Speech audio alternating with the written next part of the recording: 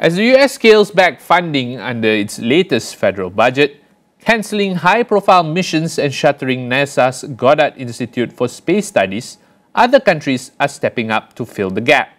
Australia is positioning itself as an emerging leader in space exploration with ambitions to drive innovation in the field.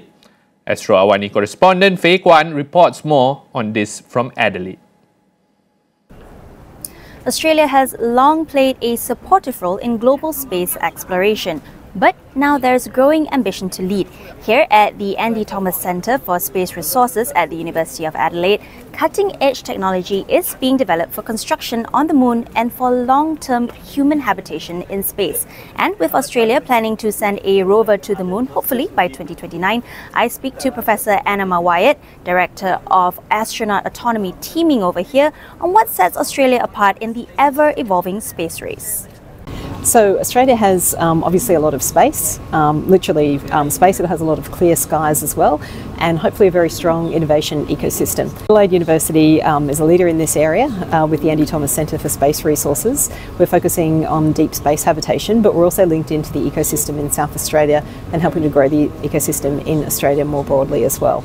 So that's about partnering with international partners like NASA and JAXA and the ESA, but also partnering with local companies like Neumann Space and ELO2 for the rover as well. So we have great talent in terms of our students. We have amazing facilities here that are world leading in terms of analogue facilities.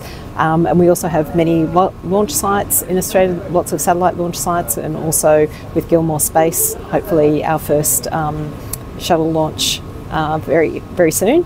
So I think Australia now has the opportunity to take its place as truly being a space nation, and not only just being a participant in a collaborator with other countries, but to become a leader. Anna outlined how experts from different disciplines were collaborating to turn deep space exploration into a reality for the near future. The Andy Thomas Centre for Space Resources is focused on long-term deep space habitation, and what that means is that we're a multidisciplinary group that's interested in understanding how you prepare roads, how you develop the materials that you need to prepare roads and also habitats for humans, but we also see humans as a central part of this ecosystem. So we need habitats that can house the humans. We also need robots that will work with the humans. So then we need to also understand astronaut autonomy teaming to understand how they'll work together. And we also have members who work on the regulation aspects of this. So we have a professor of space law, and we have architects, engineers, experts in AI and robotics, as well as civil engineers working together.